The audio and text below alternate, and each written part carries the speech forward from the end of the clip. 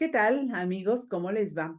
En esta ocasión, aquí en esta sección, habitualmente dedicamos a los libros de Blanca Lorbe. Vamos a hablar de algo muy interesante sobre lo que se han escrito además muchos libros y que se van a escribir seguramente con el paso del tiempo muchos más, pero es algo que forma parte de nosotros, de los mexicanos y que además de un tiempo para acá pues ha brincado a los paladares más exigentes y ha cruzado todas las fronteras para llegar a paladares también de otro lado del mundo.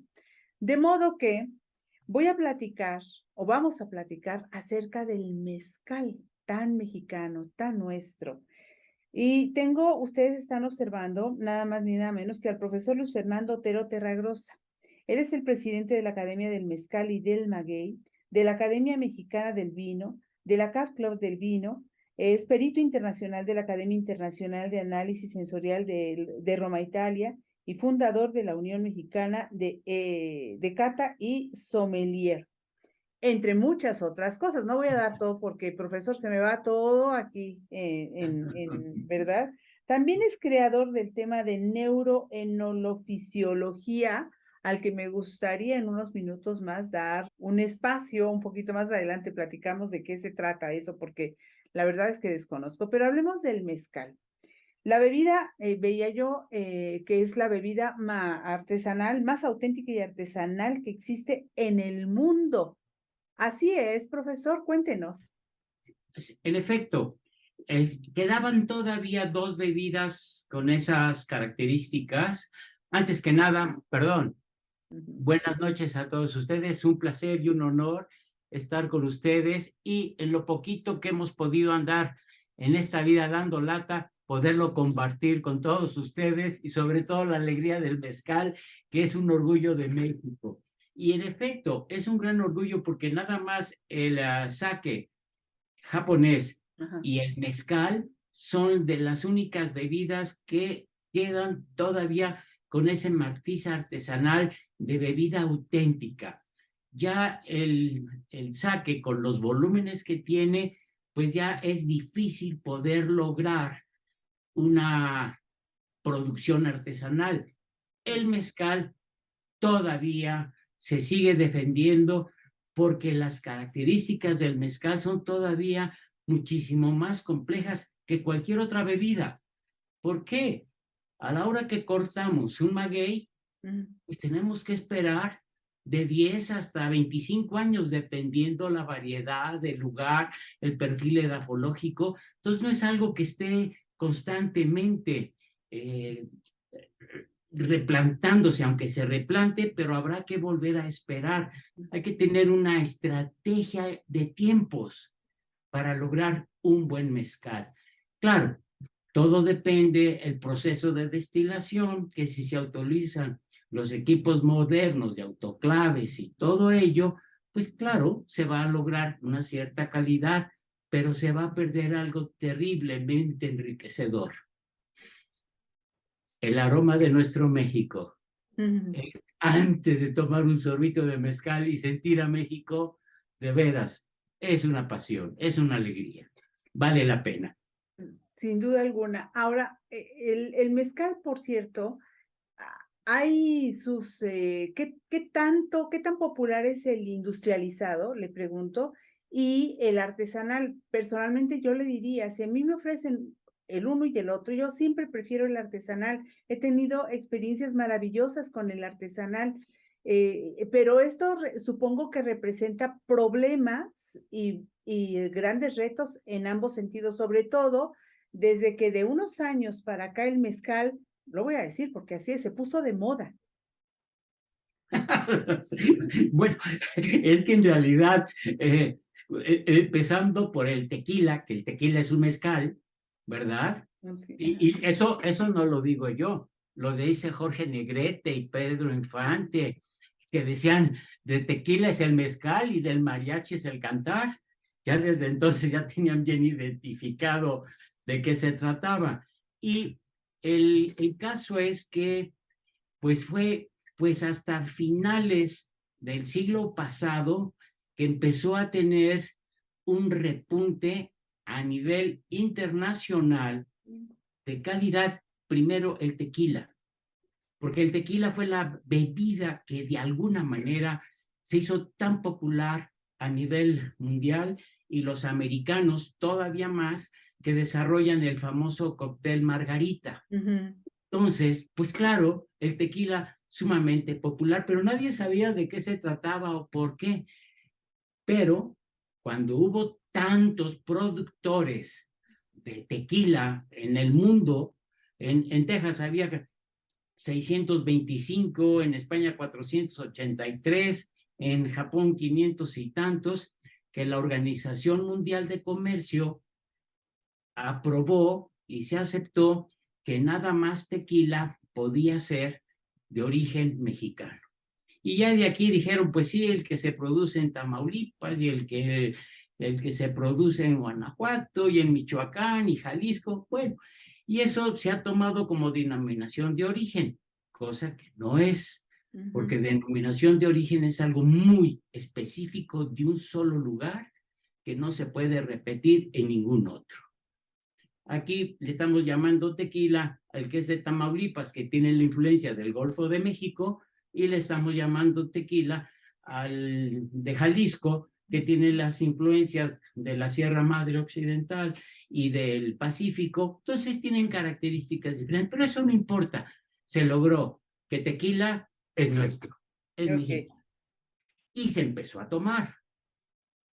Pero antes era una bebida que tomaba nada más la gente de los pueblos, las gentes de condiciones muy modestas. Se hace famoso el tequila y, por supuesto, ala con él al mezcal. Y pasó algo verdaderamente sensacional. Las damas guapas, como la que veo, por supuesto, voltearon la mirada hacia esta bebida mexicana y empezaron a probar tequila y mezcal. ¿Por qué? Porque en Europa reconocieron la bebida con esa alta calidad que tenía, los matices aromáticos, las características de la tierra mexicana y todo el proceso que conllevaba a lograr tan poquita cantidad en tan grande volumen de materia prima como es la propia piña, que puede pesar 70 kilos y difícilmente se llegan a obtener 4 o 5 litros, pues fue muy cautivador, y todo esto dio por origen que la gente se empezara a interesar en nuestra bebida. Y aquí lo importante es que la auténtica bebida mexicana, que es el mezcal, debe tomarse blanco. ¿Por qué blanco? Porque ahí es donde tiene todas sus características reales y auténticas. Porque cuando se hace ya con el proceso de añejado o reposado, ya lleva otro proceso adicional y otra serie de procesos diferentes y añadidos que hace que sea algo ya distinto. Pero no quiere decir que sea diferente, no. Lo que pasa es que ya se siente diferente y no se puede identificar con claridad lo que estamos tomando. Porque muchas veces es como el coñac. El coñac es un destilado de uva. Y como destilado de uva, pues es transparente, es como el mezcal sin tener añejamiento reposado. Pero para hacerlo coñac, ¿qué hay que hacerle? Agregarle, pues, caramelo. Y caramelo que le va a dar una nota más suave y le va a dar matices de color.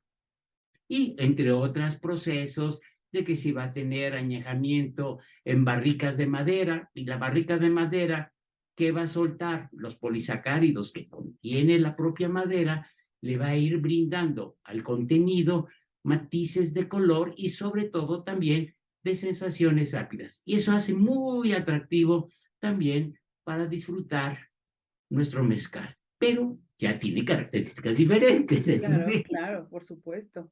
Ahora, el hecho de que sea mayoritariamente artesanal no genera problemas porque entiendo que el mezcal no hay así como una escuela que enseñe, si bien puede haber cursos de capacitación para desarrolladores de mezcal y demás, es mayoritariamente artesanal y la forma de crear los mezcales, y digo los mezcales porque son artesanales y hay en diferentes regiones y supongo que tienen alguna diferencia entre unos y otros, pasa de boca en boca, ¿no? Se enseña de generación en generación. Yo Así tuve, es. profesor, una experiencia maravillosa. A mí el mezcal me gusta mucho, mucho, más que el Somos tequila. dos. Entonces, fui invitada por una gran amiga a la Mixteca Alta en Yosondúa, en un pueblito que se llama Yosondúa, en Oaxaca, que está en la Mixteca Alta. Y en un recorrido que hicimos a una zona donde un señor tiene no un criadero, una zona donde rescata venados para que no los casen, estaba haciendo mezcal. Probamos un mezcal que parecía tan cristalino, tenía cierta especie de, no sé si llamar, no sé si lo voy a decir correctamente, como una cremosidad y una ligereza al mismo tiempo. Me recordó esos tequilas carísimos y lo estaba haciendo ahí en su chocita el señor. Una delicia, pero una cosa de verdad es el mejor que he probado, ¿eh? No es el más caro, es el mejor que he probado. El señor apenas lo estaba haciendo y pues lo comprábamos, lo íbamos a envasar en botellas de lo que encontrábamos, ¿no? Claro. Pero pasó de generación en generación. Esa es parte de la riqueza del mezcal. ¿Y cuáles son los retos de que persista, subsista así? Bueno, eso precisamente es una de las funciones de la academia, que como organismo colegiado es trabajar en función de toda esa gente que está en todo nuestro México, trabajando en características tan difíciles, que tienen muchas carencias también, pero logran una bebida que es extraordinaria. No hay escuelas ni universidades para poder enseñarnos o transmitir el conocimiento. Siempre se ha transmitido de generaciones en generaciones y ha sido pues por el regaño del papá o por la orientación de la mamá o de las características que hayan sido. A mí me llamaba mucho la atención cuando iba a visitarlos y cuando estaban en el proceso de destilación, que con una caña absorbían del destilado y en una jicarita le soplaban y dependiendo las burbujitas que se hacían, decían, no, todavía no está. Ah, Ah, caray. Y luego, ahora sí ya quedó. Ah, caray. ¿Y cómo le sabes? No, pues ahí se ve, patrón. Véalo. Está. Bueno, pues qué barbaridad. así nunca voy a Pues ahí aprender, se ¿no? ve. ¿Cómo? Ahí se ve. Y entonces, como pues como la bebida que ha regido toda nuestra actividad es el tema del vino, y el vino es la tercera bebida biológica más rica que existe. Después, la primera, la sangre, sin ella, pues no vivimos. La segunda, importantísima, la leche materna, pues sin ella no crecemos ni nacemos. Y la tercera es el vino tinto. La riqueza de componentes y de constituyentes la hace muy peculiar por todas las características de procesos evolutivos, etcétera. Entonces, todas esas características que hemos analizado dentro del vino, la hemos podido transportar a lo que es el mezcal, que es un poquito más enfocado a lo que es meramente la obtención y transformación de alcohol de baja graduación a destilación, y que ya tenemos alcoholes del 78%. Pero 78% lo toma uno y es como dragón para, para lanzar llamas. Entonces, lo que ellos hacen es precisamente ese aspirar un poco del contenido de la bebida destilada y verterla a medio del popote en la jícara, y cuando las burbujitas salieron parejitas, como si fuera un empedrado, pero todo parejito, es cuando ya esté listo. Ok. Y eso es el oxígeno disuelto. El oxígeno disuelto que contiene el vino, que tenemos nosotros y muchísimos elementos, Está en todos nos lados. está dando, nos está dando, los vivos, ¿verdad? Por supuesto, biológicos, nos está dando la información para decir, está ya en su punto. Claro, va a tener un contenido de alcohol muy alto y hay diferentes diluentes para bajar el contenido, que podría ser la evaporación, pero la evaporación no solamente se pierden los vapores de alcohol, sino que se pierde el líquido, entonces se reduce todavía más. Ajá. Entonces, lo que hacen, dependiendo las regiones y demás, que hacen una mezcla con agua destilada o agua de pozo, Ajá. y hemos encontrado que los que hacen en las sierras y en los que son terrenos más elevados y que utilizan agua de montaña, bueno, es una delicia. Una delicia. Ahora entiendo, Impresionante. claro, claro, claro. Eso Ustedes es lo que organizan, sucede. ustedes organizan un concurso desde hace ya varios años, precisamente que tiene que ver con el mezcal para productores de mezcal. ¿Cómo es este concurso? ¿Y cuáles son las mejores experiencias que ha tenido, profesor, a lo largo de estos años con este concurso? Y finalmente, ¿en qué medida ha servido este concurso para impulsar al mezcal artesanal? Bueno, este es un concurso que nació en el 2011 Ajá.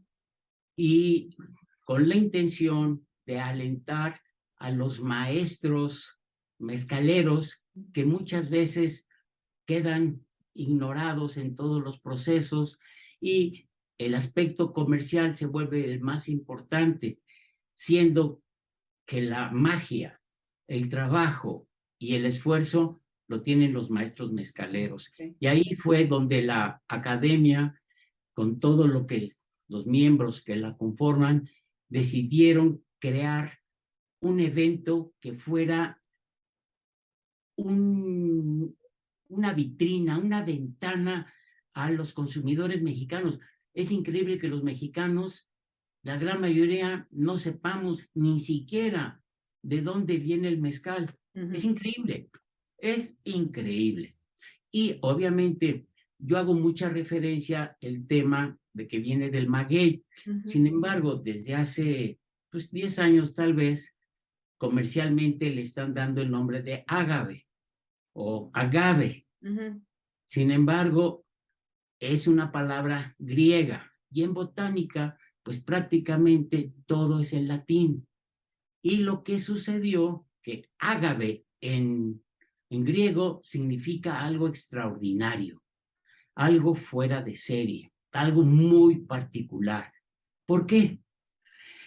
A finales del siglo XIX, los tequileros contrataron a un biólogo alemán, Weber, a que pues, nadie sabía qué tipo de planta. Hablar de planta no es correcto porque a una planta uno la puede arrancar, pero a un maguey pues, no se le puede arrancar tan fácil. Hay que cortarlo con hacha y Machín. ahí se queda el tronco y no se vuelve a reproducir ese. Claro, otras semillas y demás se podrán, pero ese ya se murió. Ya no tiene posibilidades de reuso. Y entonces, este hombre que fue a Tequila y estuvo precisamente el volcán Tequila y está en toda la zona, y se da cuenta que los magueyes y lo que se usaba el maguey desde tiempos ancestrales con los mexicas y los tarascos y todo ello, que era una, llamémosle planta, aunque no lo sea, que servía para muchísimas cosas, Ujú. como forraje, como alimento, para tener bebida, para tener alimento que pudiera ayudar a los animales, forrajero, para dividir terrenos, muchísimas cosas que no existe algo similar en todo el mundo. Ok. Entonces, cuando él va a Alemania, Hamburgo, a registrarla, pues ¿qué registra? Dice, pues Tequilana, porque era el volcán Tequila. Ok. Entonces le pone Tequilana. ¿Tequilana qué? Y él dice, pues Beber, si yo soy Beber. Entonces, pues sí. Claro, claro. Beber, Tequilana, Tequilana, Beber. ¿Y qué es esto? Le preguntan. Y él, en una forma inocente, le dijo, es que esto es un ágave. Esto es algo maravilloso. Esto es Ajá, fuera de serie. ok. Y salió esa palabra y nunca se utilizó y apareció el término de agave que le dicen ahora, pues a partir de hace 10 años. Pero bueno, comercialmente, y si eso nos va a dar una tipicidad, hay que seguir adelante. Pero estamos hablando del maguey.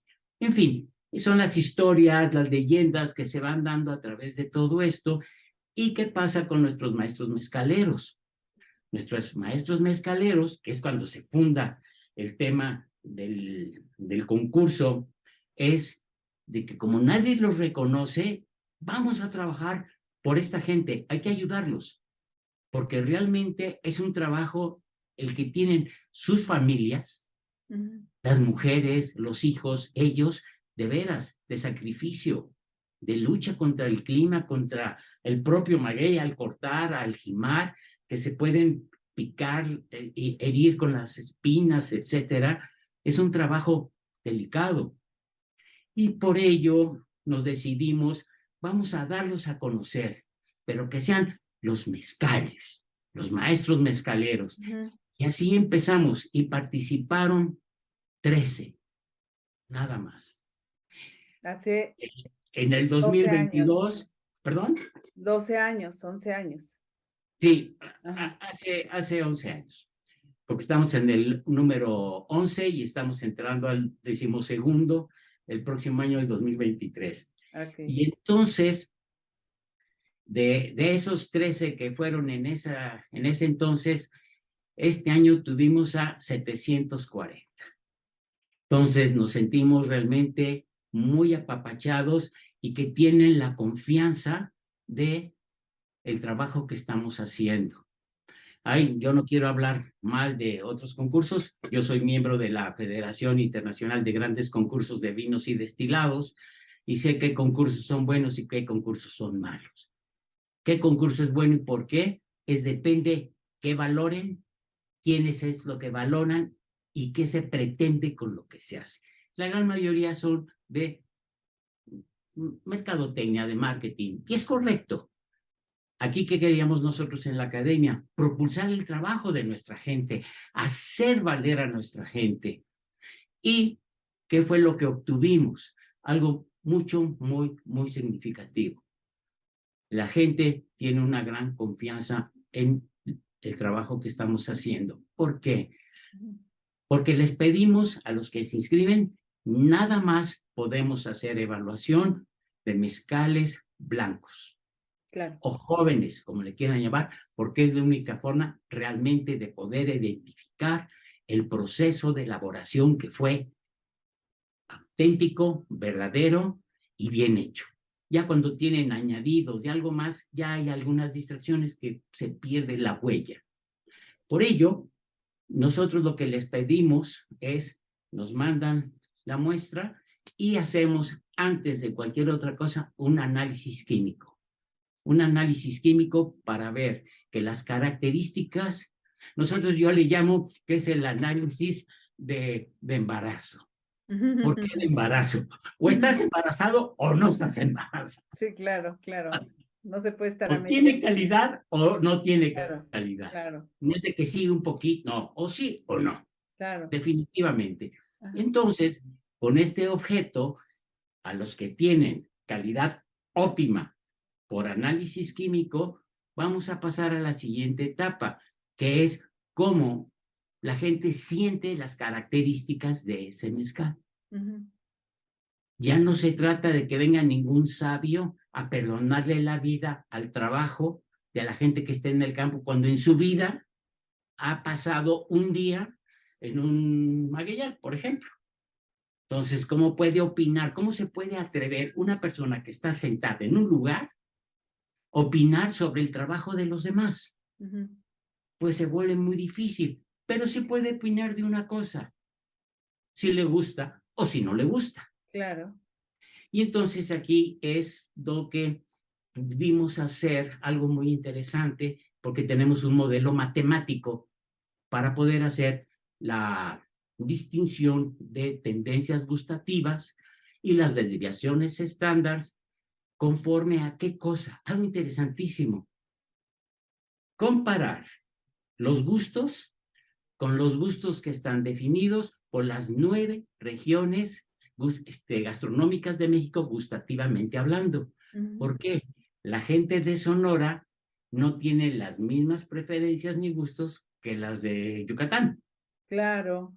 ni las de Tabasco. Entonces, tenemos todos esos perfiles con más de 68,000 factores referentes que nos ha permitido ir encasillando a, a qué le gusta más. Por eso el que gana medalla no es porque haya tenido puntos, sino que tiene un porcentaje que le llamamos factor de gusto.